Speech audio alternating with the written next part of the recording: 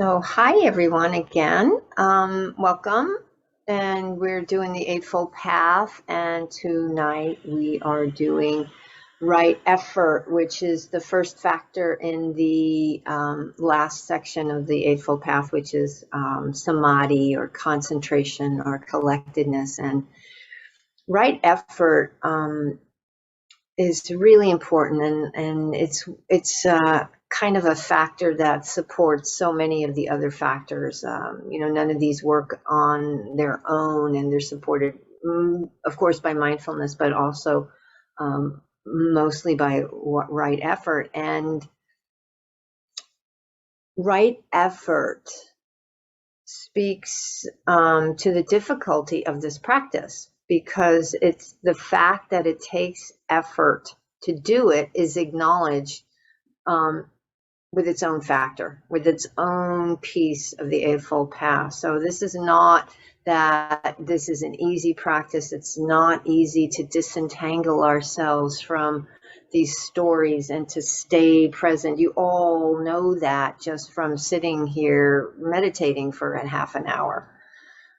It can be a challenge. One of my favorite things is always to say, when you brush your teeth, stay present brushing your teeth. And I can't even do that most of the time. I don't even think about it most of the time. But when I do, it's like, wow, it's really hard because I want to do all these other things in my head. So this is a challenge. This is a real, well, they're all really core, but this is, again, a really, really important thing. And I talk about right effort a lot. I've taught this in a standalone many times because it is so important, and it is such an important part of our mindfulness practice. It's, recognize when you're somewhere else and let go and come back and be with what's here, finding that balance. So we'll really get into this.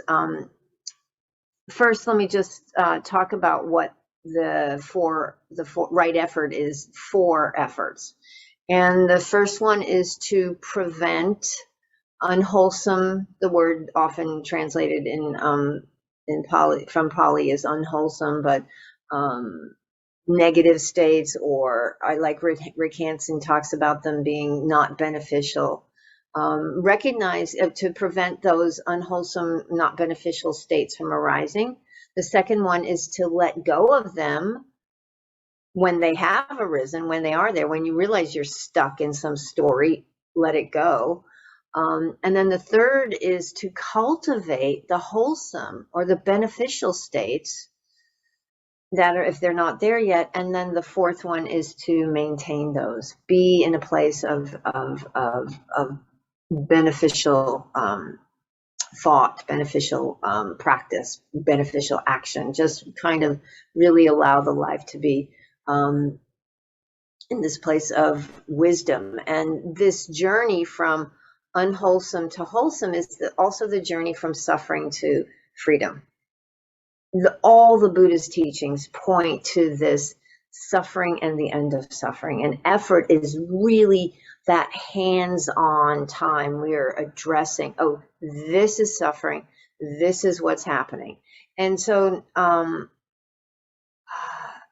what we're doing is to really learn to diminish, in this paying attention to what causes suffering, we're learning to diminish what leads to suffering. And the path of the Dayful Path, which leads to liberation, is kind of guided by right view, but it's activated by effort, because effort is like, it almost feels like an action. It almost feels like, oh, we are doing something. And if you're in meditation, you recognize that. And meditation is where we practice right effort, but we practice it as in practicing, like you practice anything, practice a musical instrument, practice a sport, practice a language. You practice this cultivation of beneficial states of mind and letting go of those that are leading to suffering.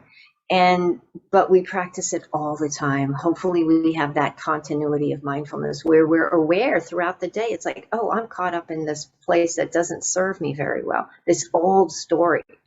So we're retraining the mind to move in different pathways. And we talk about this all the time too, but it's what's real. It's how we move through the world. We are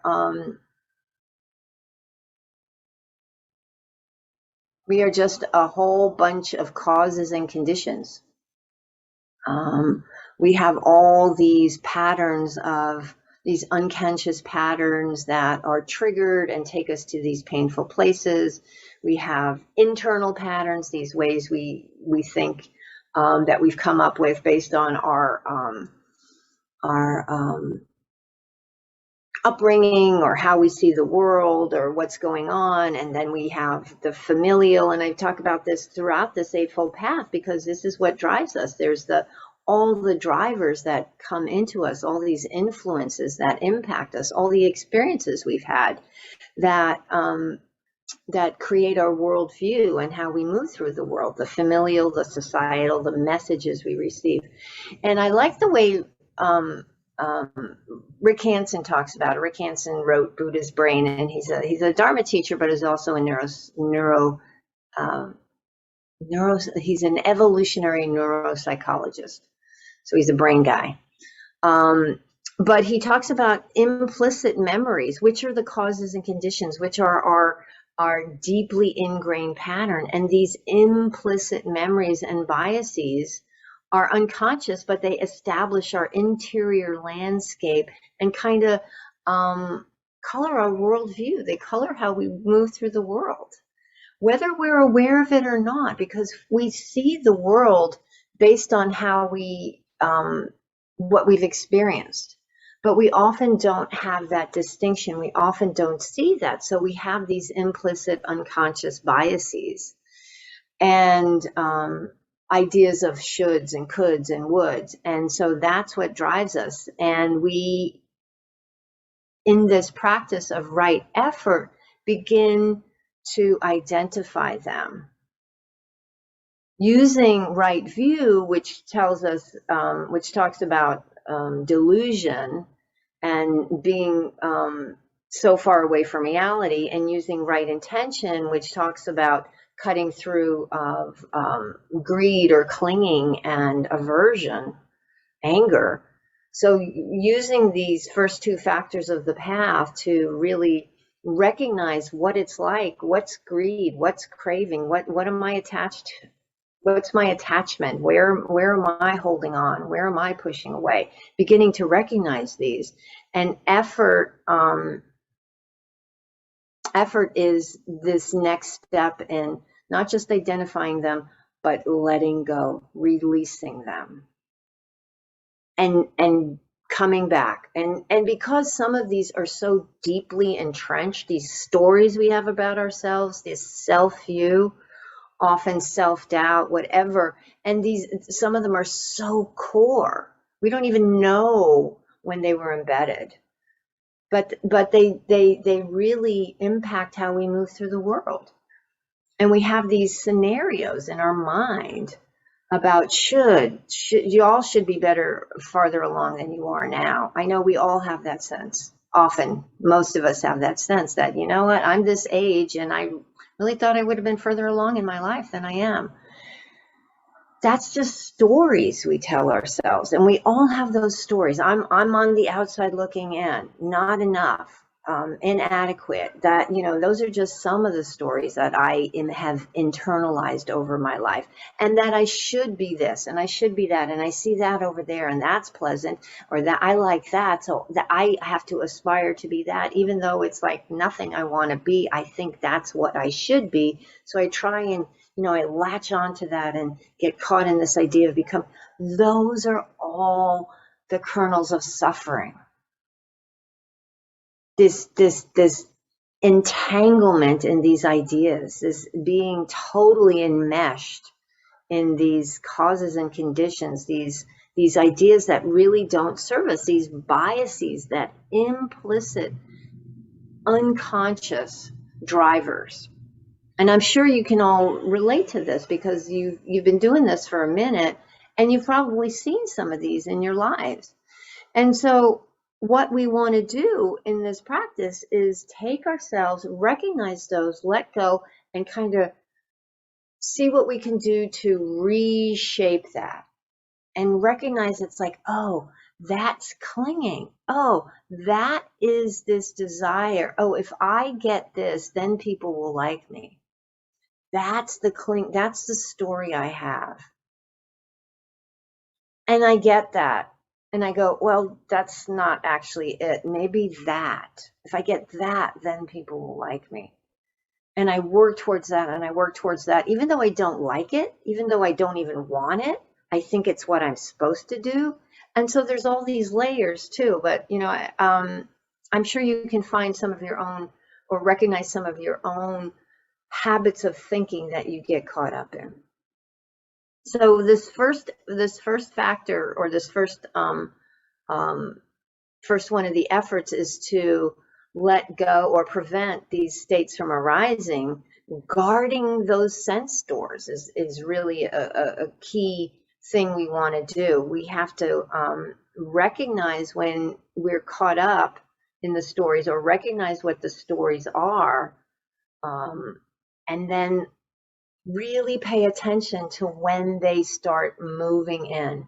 That's what I say, guard the sense doors. And the senses in Buddhism are the five senses, smell, taste, touch, physical sensation, that's touch, sight, sound, and thought. I hope I caught all of them, but you know what I mean. And thought. Thought is in meditation, so a thought can go by and we can latch onto it and create the story around it. And so to recognize that, so pay attention. That's what I mean when I say guard the sense doors. Bringing that mindfulness, bringing that attention, having this, in the Satipatthana Sutta, the Buddha invites us to be ardent in our practice. That's that sense of really being with, paying attention. So what we want to do is find our stories, begin to recognize your stories. What are the things you get caught up in all the time that are really uncomfortable? They're different for everyone. They're different for everyone. And they often in Buddhist teaching, we often identify them as the hindrances. And the hindrances are craving. We want pleasant all the time. Whatever pleasant is, Or we don't want something, so we're caught in aversion, pushing things away. Oh my God, if that happens, then it will be the end of the world. Recognizing what we have staked out to be true in that situation, or we think is true. Because we were taught at a young age that you have to do this, and if you don't, whatever the story is from our family, get married, have kids, or get a job, or go to school, or whatever the story is that we were told, that may not match our own reality, but it's still internalized, and we judge our experience based on this old habitual way of thinking. You should be this, and it's like, I'm not that. I don't want to be that, but I should be that. And so we still cling to that idea, even though it's nowhere near the reality that our life is. And so we suffer. And so when we pay attention, we recognize when those stories are coming in, and we go, no, we don't let them move in. For me, I was noticing, I was doing it today, and I haven't done it in a while. I was driving somewhere. I was just running an errand, and I was having a conversation with someone who was not in the car with me because I was by myself. And I wanted them to know something. And I realized a few years ago that when I would spend time in conversation with people, it's because I want them to see my point of view. I'm trying to convince them, or I want to tell them something that I did well so that they'll think highly of me. It's this craving. And I have the conversation and I say the same thing over and over and over again. Only today I recognized that I was doing it and I went, what? And was able to let it go. But to pay attention when that comes up and to let it go. So that's for me, that unwholesome, not very beneficial thing that I get caught up in is driven by a craving to be seen in a certain way or thought of in a certain way, or a desire for someone to do what I want them to do, or in that realm. So it's that craving. So we really have to begin to dissemble our stories. It may not dissipate, but we let it go. It may come back and then we let it go again. And so the rest of the hindrances I mentioned, craving and aversion, restlessness, this agitation, restlessness and worry. Anybody ever get caught up in worry? Yeah. Watch when it shows up and then be willing to let it go. And then dullness, which is the kind of the counterpoint to restlessness, but this dullness that settles over us, which is kind of a movement into delusion or ignorance. It's like, I'm good. I'm just gonna, kind of hang out over here. And then doubt, which is the this stuff doesn't work. Why bother? Why even bother? The other morning in the morning meditation group, I usually, as you're probably familiar, a lot of times they'll say, where are you right now? And this one person shared after the meditation that when I said that, he was in the kitchen. He had gotten up during meditation and walked into another room and was totally unaware of it. And it's like, it's extraordinary. It's extraordinary what we do. And it's really obvious when you get up from meditation and walk into another room, but we do that all the time and we're not aware. So to really begin to recognize what the stories are, what happens, where our tendencies are, and to these unconscious patterns that are triggered, by what we hear, what we see, what we smell, what we taste, what we feel, emotions that are present, and be willing to put the brakes on when we see them showing up. Or the second piece of the right effort is to let go of them when we find we're caught up in them, to see the behavior and release it. If we're caught up in desire, they talk about if we're caught up in the hindrances, if we caught up in desire, recognize the truth of impermanence. This thing is not going to make us happy for the rest of our lives. How do we let go of that? Or if we're caught up in aversion, the invitation is to bring some loving kindness to the practice, to some kindness, some compassion, some softening. If we're caught up in dullness or sleepiness, to move, to do something energetic. If we're caught up in doubt, to investigate that doubt. Or if we're caught up in worry, to bring some kindness and compassion to ourselves. So there are some antidotes to help us if we're really struggling with these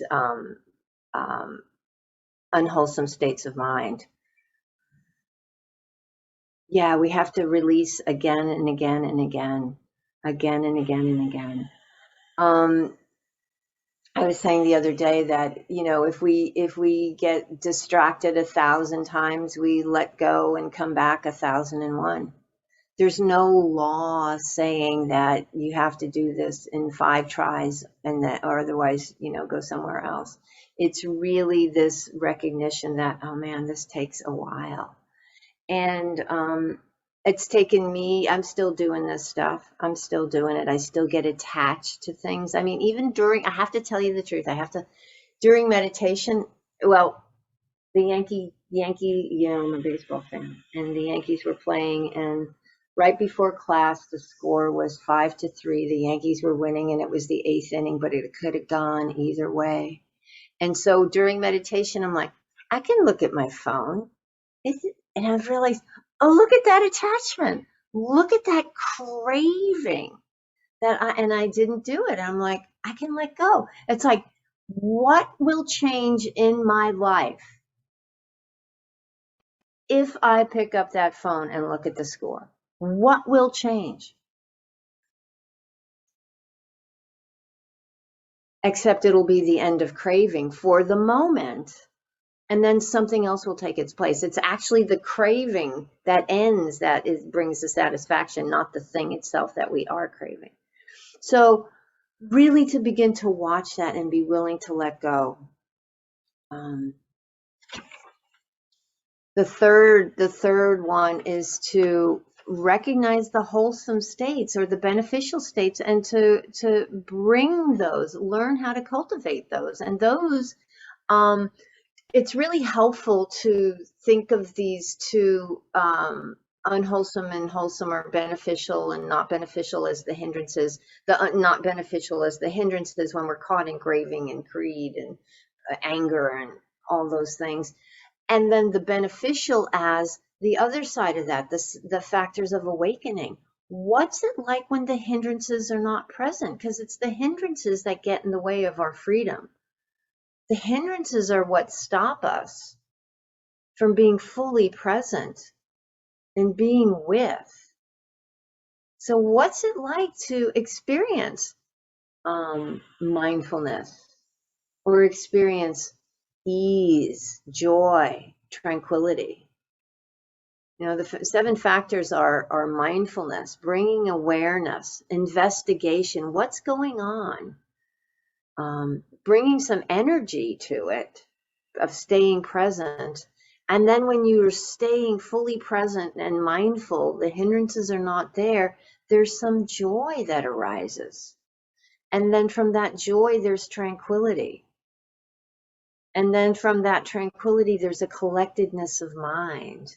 And then there's equanimity, this ability to just be without preference for pleasant or unpleasant. So what does that feel like? So cultivating that, and it's when you're willing to let go and then investigate what it's like when you've let go. And for me, when I recognized that I was caught in the craving to find out the score, and I let it go, it's like, oh, there was that ease, because that constriction from the desire, from the craving, was gone.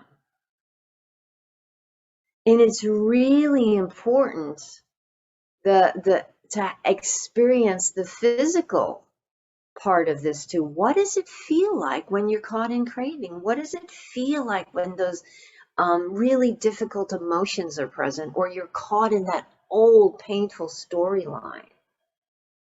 You know, when you're caught in the storyline of inadequacy or being unlovable, what does that feel like? Where is it in your body? Because these are the stories that show up. These are the old habits of mind. You know, and you all have your own. Where is that? It's the jaw, the arms. I had somebody a few weeks ago or a couple of months ago talking about their shoulders just get so tight. You know, they carry everything up here. They're like rocks. Recognizing that. So when you may not even be consciously aware of the story, but you begin to recognize what the body is doing. Oh, my shoulders are up around my ears, or my fists are clenched, or my jaw is tight, or my belly is constricted. Begin to recognize that, which enables you to let go. And then recognize what it feels like when it's not constricted, when there's ease there, I did a Dharma talk many years ago when it was how to recognize when you're not suffering. What does it feel like when there's spaciousness? When you can take a breath? When there's this calm? And oftentimes we're like, "Oh, this is calm." And sometimes when I've been on retreat, there have been, I remember coming to this place of ease and just some tranquility and not being bowled over by anything. And I would bring to mind a particular thought or memory that had been painful, that would trigger, and kind of bring it. And what I like to say, I poke at it and just not have that response, not have that, tightness or constriction, because there was this really settled, that place of settledness, of collectedness of mind that I was able to withstand. Not that it was an onslaught, but it was like, oh, right in this moment, I can recognize that story, have that memory, and still be at ease. So you're shifting how you work with your old patterns, and you're shifting how you hold them.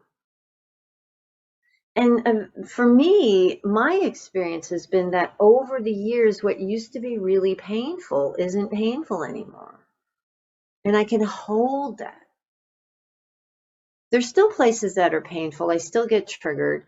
I still have attachments or aversions, but I can recognize them much more quickly most of the time, and I can let go more again and again and again quickly. But they come back, but then they let go, and they come back, and then they sometimes just go away. But really being willing to be with the pleasant when it's there. So that's cultivating the wholesome, beneficial qualities, maintain that awareness and balance. And when they talk about white effort, it's like, how much effort? It's just enough. You don't have to get into this, this striving, this cultural crap that they tell us to achieve and do and accumulate and everything and be the best. That not very healthy messages that we receive all the time from this culture. And you must, and it's like, no, there's a balance. There's this just enough, not too much. You don't have to get to the, be the best. It's like, what works? And get to know yourselves, because some of us are people that are constantly striving and do more and more and more. And others of us are the kind that'll kind of, I think that's enough, when you really can do a little bit. So know when you need to push a little bit more, know when you need to ease off. There's a very famous Suta that talks about this monk that did so much walking meditation, his feet were bleeding, and it was really hard for him to continue doing it. And he said, "Oh, maybe I'm not fit for this. Maybe I need to just, go back and disrobe and go be a lay person again." And the Buddha said, "Well, you used to play a musical instrument." And he said, "Yeah," and a stringed instrument. And the Buddha said, "Well, could you tune it? Could you tune the strings too tightly?" And they said, "Yeah." And he says, "Could you tune them, too loosely?" And the guy said, "Yeah." And it's like, yeah, you can do this too much or too little. You want to find that middle way, that balance that allows you to be just right. And I think the more you practice, the more you recognize. And if you're really honest with yourself, you'll know when you can give a little bit more or take a little or drop a little bit. And to maintain this, it's not just the 7 factors of awakening, but also these other teachings like the paramis, which are beautiful, these 10 qualities of the heart, which are patience, loving kindness, I talked about, wisdom, energy, determination. So there's a lot of qualities. Also, the Brahma Viharas, the heart practices, are a beautiful place to cultivate beneficial. Being with metta, loving kindness, compassion, Appreciative joy when someone else has something good going on, to really be happy for them. And then equanimity, which is this balance, this ease, appropriate response to whatever happens, this clarity, this wisdom and compassion, which is equanimity. So to really make the effort to hang out with the pleasant. It's not cheating. I used to think it was cheating. It's not cheating because isn't this suffering? No, it's not. So finding that place. And then Gregory Kramer, in his book, A Whole Life Path, talks about the necessity of spiritual friends on this path, and I had a teacher years ago, I was working with Irina Weissman, and she said, we can't do this alone. It's like, you know something, but you have to have somebody remind you of it before you do it, because you go, oh yeah, I knew that, but I needed that extra nudge from somebody to remind me to do it. So especially with effort, because we need some perspective sometimes. We need somebody to point us in the right direction sometimes, or say, oh, maybe it's too much. Maybe you can go a little bit further. So to recognize that we're doing this in community with others, it's so important that we're not doing this by ourselves. But yeah, wise effort is so incredibly important. That willingness to let go of what doesn't serve, even though, and this is another point that I'll make, that oftentimes we're afraid. Who will I be if I'm not an angry person? Who will I be if I let go of this idea of myself? I have this idea. This is who I think I am. It might be painful, but I know it. It's familiar. And it's really hard to let go of the familiar, even if it hurts. And so the willingness to let go, because we trust that there is the end of suffering.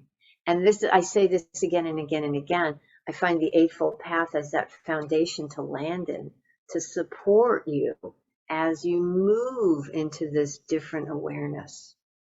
That Sila, the wise speech and wise action and wise livelihood are a way to find this this really, really beautiful, wise, compassionate person that's there when we get rid of all the crap that we've accumulated over our lives. It supports us in this way to live in harmony with others, not causing harm. There's a lot of teachings around this. Right effort is one of the, just as right livelihood had really a little bit of stuff in the suttas, right effort has a whole bunch of stuff about it in the suttas. So there's a lot of ways to work through this. So really important. Only with letting go of these unwholesome, unbeneficial qualities and habits do you get to liberation. This is the work of transformation. This is the gist of transformation. So I think I will be quiet now.